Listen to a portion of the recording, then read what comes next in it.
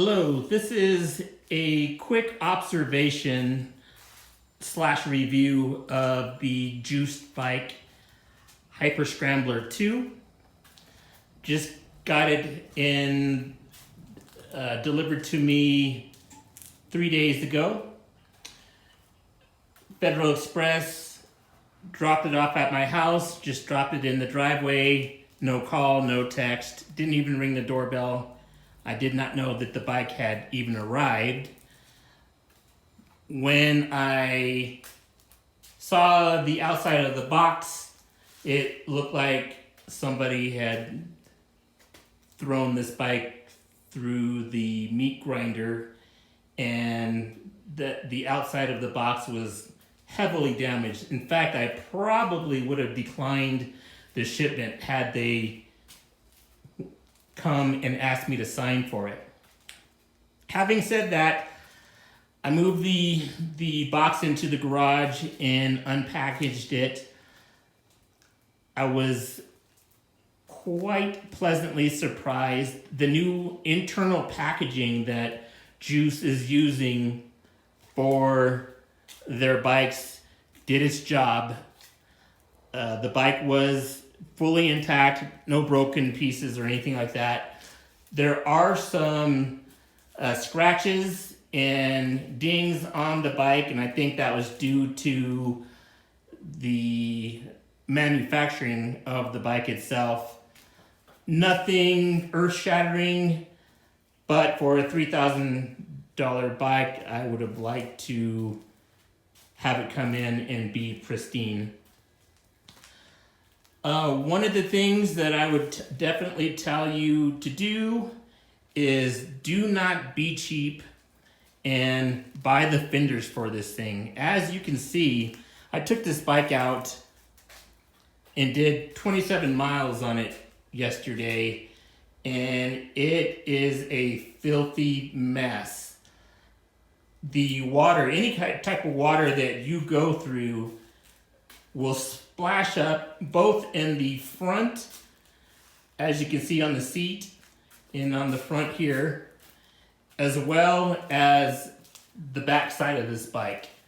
And when I say back side, I'm talking from the top of your helmet all the way down to your back and along the back end of the bike. So as you can see, it's a filthy mess right now. Now, a couple of things about this bike is, first off, I'm 5'8" and I weigh about 180 pounds. And when I straddle this bike, I am on my tippy toes. And so if you are shorter than 5'8", yeah, I would probably think twice about buying this particular model of bike. My girlfriend is 5'6", and this bike is way too tall and way too heavy for her, so if it ever tipped over, she would probably fall along with it. Having said that, the bike does have a lot of power. This bike is what I call a Goldilocks bike, and what I mean by that is that this bike occupies a space between a high-end fat tire mountain bike and a moped. The bike definitely has a lot of power, has a lot of low-end torque, very fun to ride, very good bike to exercise on too. What I like about it, and when I was pleasantly surprised about it, was I would pedal, and then once my legs start really burning, then you just throttle up and the bike kind of takes over from there, giving your legs a little rest. And so it's a great bike to, if you want to just get out and get a little exercise in. I know everybody's kind of stuck at home due to the pandemic, but this is a great way to get a little exercise and to have fun at the same time. The third thing that I have kind of observed on this bike is that the batteries are very heavy, and you got to really make sure that you put the batteries in and that the batteries are seated in the bike correctly.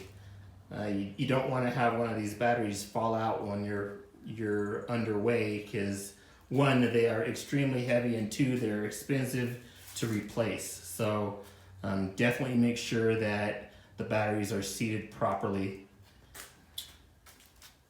As far as the handlebars and the controls go, the shifter is an 8-gear shifter. The numbers are right side up. I know some of the other bikes, the numbers were upside down. They've corrected that issue, and the shifter actually works quite well. Does have control for your light, horn, and blinkers, as well as the USB port on that. On down, you can dial in the suspension of the bike, which I haven't done yet. I think it out of the box, it feels good to me. Very smooth when you're going over heavy bumps and whatnot. So I don't think I'm gonna really mess with it all too much. And then lastly, the display screen there on the right hand side does have a twist throttle there, and it works really well. I mean, this bike is very torquey and really quick off the line. Again, I'm 5'8", about 180 pounds. I took this bike out yesterday and I rode 27 miles, and that is how much battery I used. 27 miles. Now, granted, I was not in race mode or anything like that. I was pretty much in Eco 1 and 2 at the most. Sometimes I was in Sport, but not that often for that particular ride. And as you can see, after 27 miles, only 1 bar disappeared off of the indicator. So I do feel as though the bike can get up to maybe I would say probably 70, 80 miles or so, depending on terrain and whatnot. And there's a lot of hills. I live in a very hilly area, so but the bike overall did well. Have no complaints. So that's all that I have. If you guys have any questions, feel free to just write it in the comments, and I'll check and answer as many questions as I possibly can. All right, have a good day.